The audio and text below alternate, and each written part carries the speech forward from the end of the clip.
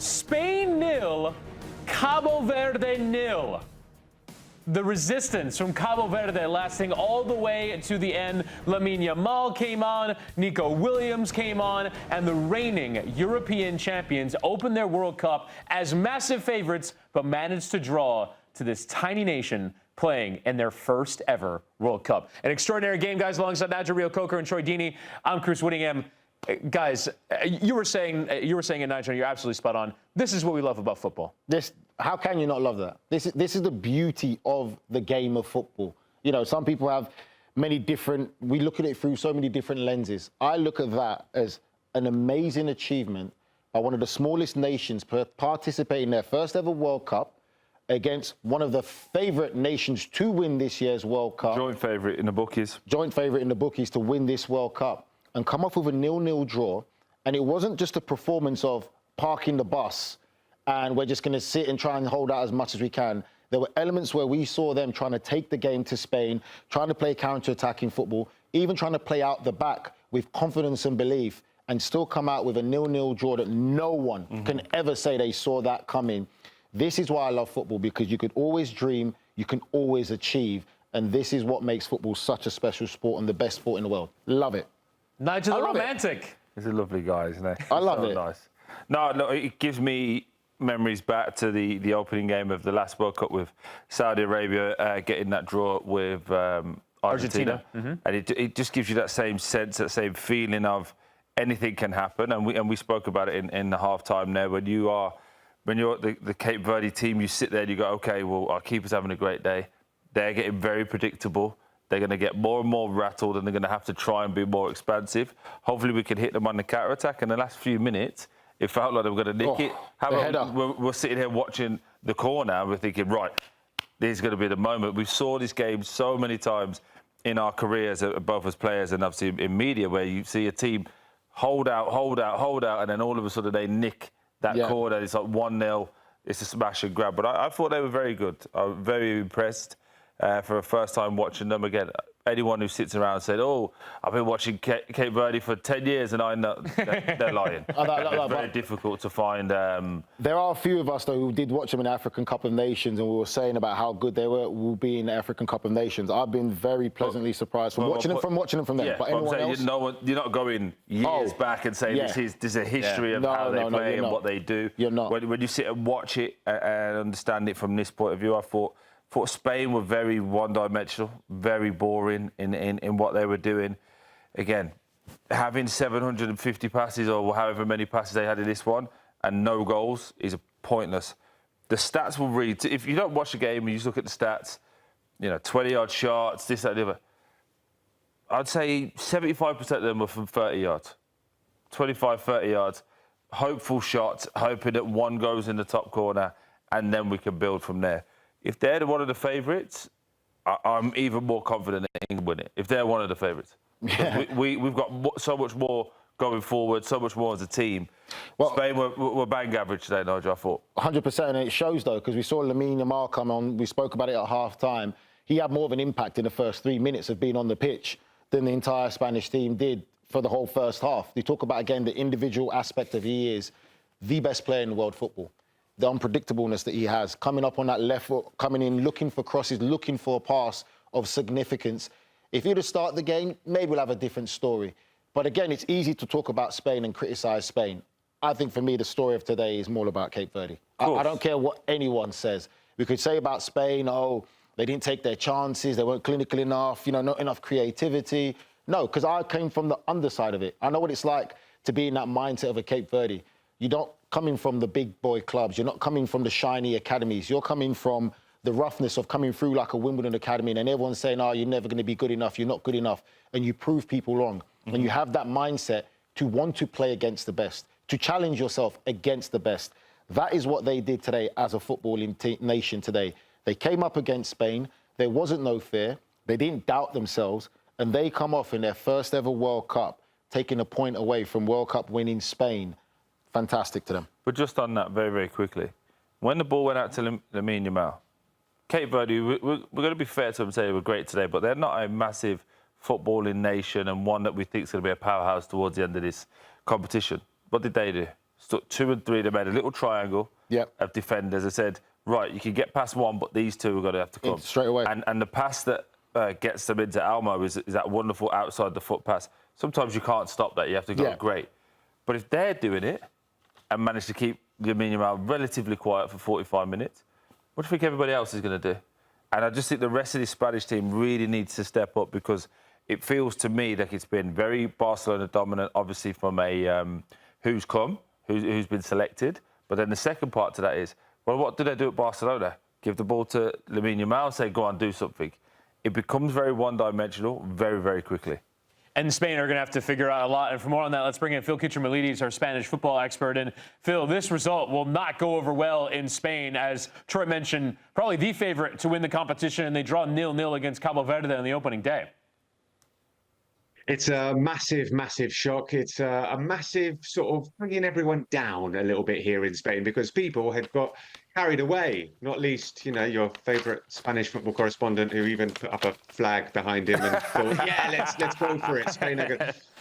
The day was just really, really poor. I mean, I'll take issue with a couple of things you said about the statistics. Yes, you know, the stats were very sort of towards Spain, favoured towards Spain. I mean, their XG expected goals was 2.23, so they created some actual quality chances, which they really should have put away. But you are right, this didn't feel like it was the Cabo Verde goalkeeper having the game of his life. He made some decent saves, but he didn't necessarily have to make the game of his life.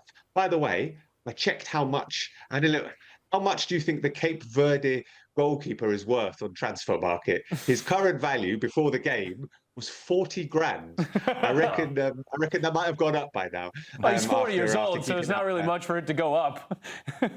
No, there's no sell-on value, but even still, I think it might have added a little O onto it now after keeping out Spain today. But yeah, you know, massive disappointment. Spain had talked themselves up. You know, the Luis de la Fuente was saying, this is the best team in the world. I've got the best team in the world. I've got the best midfield in the world. And I think he's got a lot of things to do, actually, in terms of trying to figure out where to play those midfielders to get the best out of them, because Pedri was playing higher up the pitch where he used to play before. And if he plays further back, as he does with Barcelona, he can create more. So there's a lot of work for Spain to be done. And now if they finish second, there's a good chance they might meet Argentina in the first knockout round. So it's a disastrous result for Spain on all counts. Phil, you brought up stats. First and foremost, that's the end of every argument with me. However, 27 shots, 7 on target. So that's where I was taking it from, the long pot shots. Yeah. Again, to the feel, what you're talking about with, it doesn't feel like the goalkeeper had an unbelievable day. It felt to me very slow, very methodical in the way that they played, Spain. Very one-dimensional. Yeah. As soon as Lamine Yamal came on, give him the ball, hope for some, and obviously he's great. But you need something more. And you're talking about Pedri being a bit higher. It feels a little bit, and I wonder what your take is on this, a little bit like, let's watch what Barcelona did. Let's try and recreate that. Well, there are 8 Barcelona players in the Spain squad, so that might be something to do with it. Listen, talking about the lack of pace, and not just sort of running pace, but sort of moving the ball pace, and they were missing Lamine Yamal and Nico Williams, and I know both of them played today, but neither of them are, you know, anywhere near being fully fit. You could see Lamine was trying to do stuff, and he did do some stuff when he came on, but he still wasn't at his full pace. And this is a team that thrives and relies on those 2 wingers. He likes Luis de la Fuente to have wingers out wide to be able to take people on in those kind of situations, and not just play the ball through the middle tiki-taka style. Those outlets on the wing are very important for them. I don't know why he started Gavi at left wing today. I genuinely don't. I'm going to go and listen to his press conference now and see if someone asked the manager why he started him, because I couldn't see it, and it didn't really work. And yeah, the plan B for Spain, you know, Laporte was playing centre forward for the last sort of 5 minutes or so. It was really, really poor. The structure of the team was questionable. The preciseness as well. This is a team that should be able to pass the ball crisply. You expect them to, you know, take chances and get them on target and work the goalkeeper at least. They didn't do that today. They did not do that today, and they've got a lot of margin for improvement in this competition. Yeah, Phil, really quick for me before Nigel jumps in. I think the argument of the guys not being fully fit is lost when you put them on the pitch. I think we know with a bit as players, we understand that, again, you try to build up fitness, and some people are playing at 70%, maybe even 60%. But as soon as you come on and you're in the pitch, you have to perform. And Nico Williams looked miles off it, from my opinion. Yeah, no, totally agree. And what's Nico Williams' sort of defining characteristic? His explosive pace and his ability to get past players. Take that away from Nico Williams because he's not there yet. He was all right for 5 minutes today at the end of the game, but not to play for 90 minutes. And he is a much reduced threat down that left-hand side. So listen, they've got another 6 days now to try and rethink things, maybe tweak the starting 11, definitely tweak the starting 11, I think, and let's see how far away Lamine and Nico are from starting. But I do think that the position of Pedri in this side is something that I highlighted before the tournament started, because I think that's really, really key, to how they play. If he plays a little bit further up, yes, he's closer to the box, but you lose his creativity at the base of midfield, and I think we saw that. And when he dropped to play a little bit deeper, Spain looked a little bit better. So hopefully Luis de la Fuente will have seen that and will tweak things. Phil, it's quite interesting you brought up the word tiki-taki. I described this Spain side before Lamine and Nico Williams' introduction into the national team, that was them. They became very predictable. They're going to keep possession. They're going to bore you to death with passing sideways and become very predictable. But then when Lamine and Nico Williams were introduced into the national side, they get the winger directness. Then all of a sudden we see a new style of Spain that everyone starts marveling at. And I think that now just shows how important these two players are to the national side, because they're the only two players who are kind of seen as outliners, something different to the norm or the foundation of the Spanish national team. Yeah, 100%. I agree totally. And that's why those two players are so important. Listen, he played Ferran Torres on the right wing today. Ferran did actually start his career as a right winger with Valencia before becoming a more central forward. But he's not really an out-and-out winger. And as go back to I mentioned Gavi, I'm not entirely sure why he put Gavi there. He's nowhere near being an out-and-out winger. He had other options. He could have played Jeremy Pino, could have played Victor Munoz, even could have played Dani Olmo, who is closer to a winger than Gavi is. So yeah, and the thing is, Nigel, the importance of those two wingers. There's nobody that can really do what either of those two do in the squad. So if you don't have Lamine and Nico at 100%, you get a little bit what you saw today. So we are obviously talking about without these two guys, we think they'll get fit over the course of the tournament. This ultimately is a team that has not lost a match since March of 2024. Are you worried that this result portends for the longer term that actually these are not the favorites, that this is a team that maybe has more weaknesses than we perceived coming into it? Yay, Chris, they extended their unbeaten run to 31 games today. I'm sure they're going to be delighted about that. No, but it's true. They haven't lost. They're a team that don't necessarily lose too many games. They are difficult to beat. But can you look at them today and say that these are the favourites to win the World Cup? They're still, they're still an exceptional team. And I think, what we saw and what we've seen about Spain is that they're a unit. You look at the individuals, and then you look at other teams like, I don't know, France or Portugal or other teams that have sort of standout, brilliant players, and you're like, wow, that's real star power. Spain have got a few of those, but I think the general idea was that their strength is in the concept of how they play, the very clear idea, and that they're a great unit, a great team. I think, today was a game that they should have won. Let's be honest. They should have won this game. They hit the bar. They got into positions where they could have worked the goalkeeper and could have scored, but they didn't. So I would say today is worrying, but I wouldn't go out and say, we have to completely dismiss Spain as their World Cup chances. When they won the World Cup in 2010, they lost their first game to Switzerland. So I'm coming back to that, and that's my fountain of hope for Spain. But today, it was a big blow, and let's see, if they qualify, where they qualify, and who they face in the knockout stages. Yeah, Phil, we love you, mate. Shoulda, coulda, woulda, didn't do it. Cape Verde, it's all about them. Spain, back to the drawing board. Love you, lad. Cheers, Phil. Thanks for joining us. Amazing for Cape Verde. Well done to them. Brilliant performance. Fantastic. Well done. See you later, lads. Yeah, what a shock it is that Cape Verde get the draw, the point, against Spain. Here a look at, of course, the difference between the two nations. Second in the FIFA rankings, of course, are Spain. Cabo Verde, 67th in terms of the squad value, courtesy of Transfer Market, 1.4 billion to 63 million, and of course that population size. By being at 500,000 people population, that is smaller than the population of Raleigh, North Carolina. And yet here they are, getting a point off of Spain at the World Cup. And for more on that disparity and just the incredible achievement of Cabo Verde, let's bring in Nico Cantor, of course, is going coast to coast, is outside the ground in Seattle, where the next match will be played between Belgium and Egypt. Nico, that was an extraordinary watch, wasn't it? Yeah, it definitely was, guys. And if I can at least lend you a perspective from somebody who followed the last World Cup champion very closely, who lost their first game, I want to turn my focus to the next game that Spain has and the extraordinary amount of pressure that they will have to beat Saudi Arabia. You say, well, Saudi Arabia, they should beat them. Well, they should have beat Cape Verde here. Listen, it's not worst case scenario because they did get a draw. Remember in 2010, they lost their first World Cup game against Switzerland in South Africa. And then they followed up a game against Honduras in Nelspruit. I was actually at that game. Spain took care of business and got back on track. And it's a matter of refocusing things.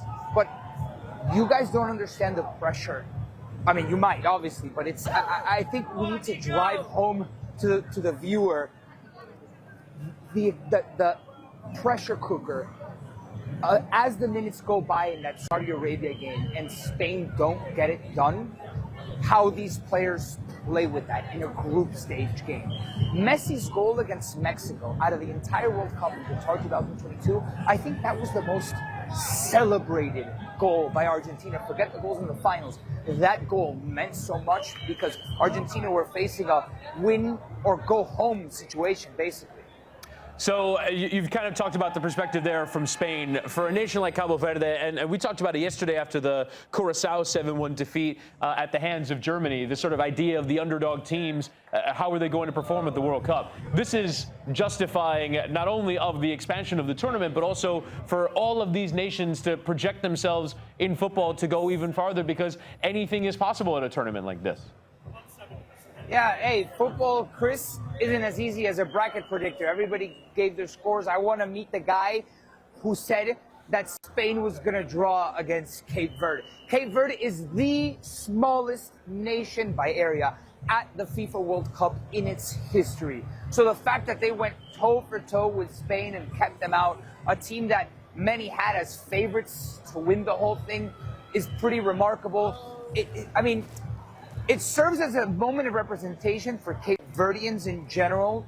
But even yesterday, right, that one goal by Curaçao against Germany, even if they lost 7-1, that goal is a justification for the expansion of the tournament because you get to celebrate that goal in your language, a very unique language that had never been represented at the World Cup stage. So maybe for Cape Verde, they'll be singing about this draw for years to come. It's an incredible result and one that will be remembered through the course of history. It is one of those score lines that will get mentioned for years to come. Nico, we'll talk to you a bit more as we go on throughout the day about this match that you're at between Belgium and Egypt. Enjoy the game, sir. Thank you, guys. And, of course, one of the heroic performances from this game was the performance of the goalkeeper. These are the top-rated goalkeeping performances of the tournament, and top of the list is Vozinha, the keeper. He is 40 years of age. He played this season for Chaves in the Portuguese second division. And yet here he is at 40 years old, getting the start at the World Cup and turning in a man of the match and the best goalkeeping performance ahead of only Patrick Beach, who was brilliant for Australia against Turkey and making the 8 saves. But the goalkeeper had a lot to do in this game, particularly in that first half. He made 2 or 3 massive saves, and that is the formula of an upset like this. You have to defend doggedly, you have to take some chances to break, and your goalkeeper has to have a blinder. Absolutely. You need it. Whenever you're the underdog, your keeper has to have a good day. Your defensive shape has to be perfect, and today it was. They got so many bodies back. Again, the keeper made, 7 saves? But then on the flip side to that, just think back to that massive block from the centre-back as Olmo's going to put it into the far corner. So, again, it's a collective. For once, I don't disagree with SofaScore. Normally, I would have a a big argument at them, but it's a fair assessment. And I thought the keeper was the best player on the pitch by far. Just to add a little bit more to what Troy said, because I had to play right back at times in my career. And when you know you've got a goalkeeper you can trust behind you, when you're that last line of defence, when you're playing in that back line, and someone makes a mistake, which is always going to happen as players, and then your keeper comes and pulls a big save, and then another big save, that only just adds more confidence and belief to you as a back line, as your defenders, that this is going to be our day. And that's what happens to that Cape Verde team today. When you talk about your keeper pulling out your save, you already know you're facing top quality opposition in the likes of Spain. So you know it's already going to be a hard game. It's not going to be easy. This is the best of the best. This is what it gets. This is the top 1% of footballers you're going to face. And your goalkeeper starts making save, that only adds more belief to you as a defenders. And then even then, it gives you that extra adrenaline rush and push that he's having a great game. We have to step up as well, which adds to what Troy said about that great block that they had in the last minute from a defender just putting his body in the line in the dying minutes of the game. It's all a collective unit and a collective effort.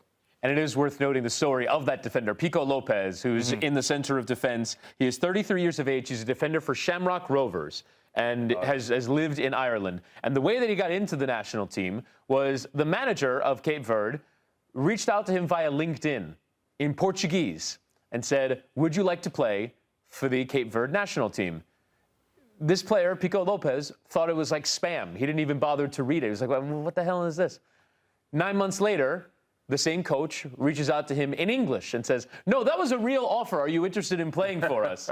And so here he is now at the World Cup at 33 years of age and is kind of a hero in Ireland as a result. Obviously, Ireland out of the tournament, they came very close, but he's kind of a hero because, oh, this is our guy who's playing at the World Cup. And yet there he is making a massive play. Was it Oyarzabal who won the header in the air? Yeah. That forced that clearance. It was absolutely sensational. But that is one of the many kinds of those stories. Every country's looking for players in the diaspora, and yet here is, for Cape Verde, a heroic moment coming from a player found on LinkedIn. Absolutely insane. Now, coming up next, we'll continue to react to this one. An extraordinary match between Cabo Verde and Spain. It finishes 0-0 in Atlanta. Trouble coming for Spain.